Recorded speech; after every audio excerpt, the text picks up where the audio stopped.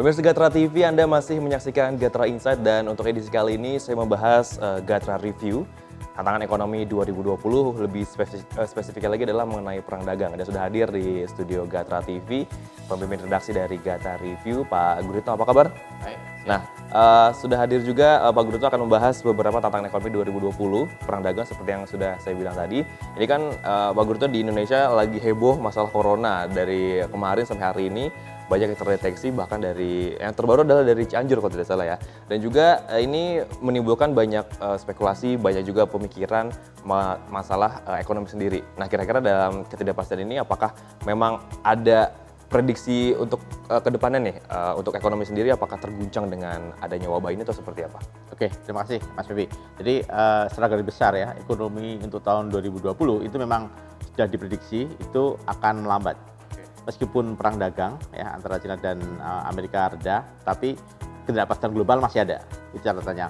Kemudian kalau kita lihat Dana Moneter Internasional (IMF) itu memangkas pertumbuhan ya. Itu laporan 2019, tapi bulan Oktober itu dari 3,4 menjadi 3,3. Nah, dengan wabah virus corona ini ya dari Wuhan ini yang udah merambah ke 65 negara itu pertumbuhan ekonomi akan makin susah ya, terutama yang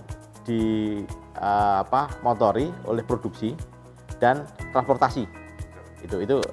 Itu dua hal, dan selama ini kan Cina sendiri menjadi parameter dari pertumbuhan ekonomi dunia gitu. Nah, kalau kita lihat Hong Kong ya, persoalan-persoalan Hong Kong itu misalnya juga dalam negeri, tapi juga karena impak ekonominya juga. Jadi misalnya tahun lalu ada banyak bentrok, kerusuhan dan sebagainya, itu karena ketidakpuasan warga tidak puas karena ekonomi biaya tinggi.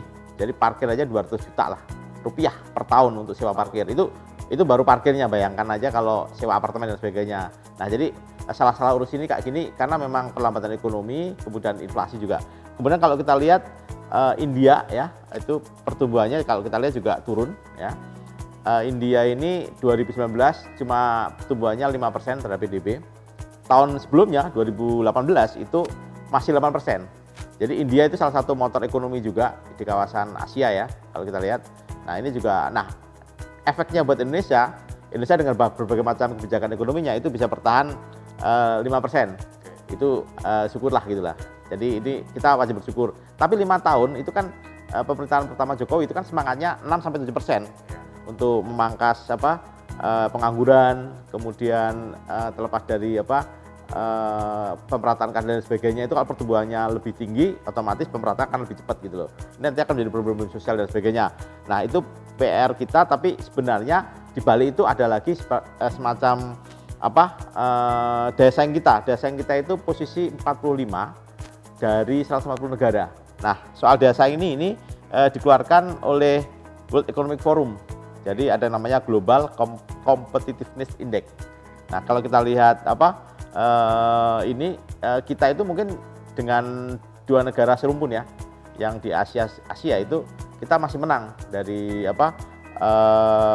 Filipina dan sebagainya. Tapi kita kalah dari Malaysia 25 dan Thailand 38. Itu berapa PR sih yang harus diperhatikan oleh pengambil kebijakan dan ekonom. Oke, dan apalagi masih terjebak di angka 5% itu Pak Guritno ya. Nah, kira-kira ini ada nggak sih mungkin sedikit kondisi global ini yang sekarang lagi ramai dengan corona ini, apakah ada impact langsung kepada ekonomi Indonesia? Nah, sebenarnya kalau impact langsung jelas ya yang dirasakan misalnya Cina ini kan mesin pertumbuhan produksinya kan salah satu ditopang oleh batu bara untuk industri manufaktur dan sebagainya. Nah, ini nggak bisa ditepis.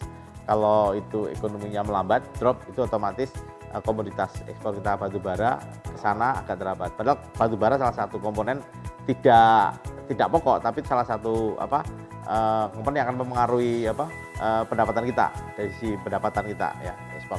Kemudian kalau kita lihat India melambat terus, dan itu menjadi warning karena peringatan bagi kita, karena sebenarnya India ini pasar CPO ya yang besar, dia serapnya tinggi. Dan kalau kita lihat sawit juga kita pengen pasar alternatif lain kan, kita mau ngepus apalagi kita Uni Eropa juga udah kita bentrok, ada hambatan-hambatan kelapa sawit untuk masuk ke sana, nggak bebas lagi. Dan India itu, nah itu akan mengaruhi salah satu contohnya CPO dan batubara. Ini mungkin pengaruh yang harus kita terima. Belum nanti kalau baja dan sebagainya, kebutuhan dari Cina, kita masih butuh baja dari Cina. Kalau nanti coronavirus masih tetap tidak melandai dan turun, itu peringatan. Jadi kita harus siap-siap, pemerintah memberikan formula khusus untuk membangkitkan ekonomi atau memberi stimulus ekonomi lah, paling tidak semacam itu. Oke, berarti memang masih banyak PR untuk sektor ekonomi Indonesia ke depannya berarti Pak Guritno ya. Nah, semakin menarik pemirsa Gatra TV perbincangan saya dengan Pak Guritno, tapi kita harus rehat sejenak, pastikan Anda tetap di Gatra TV.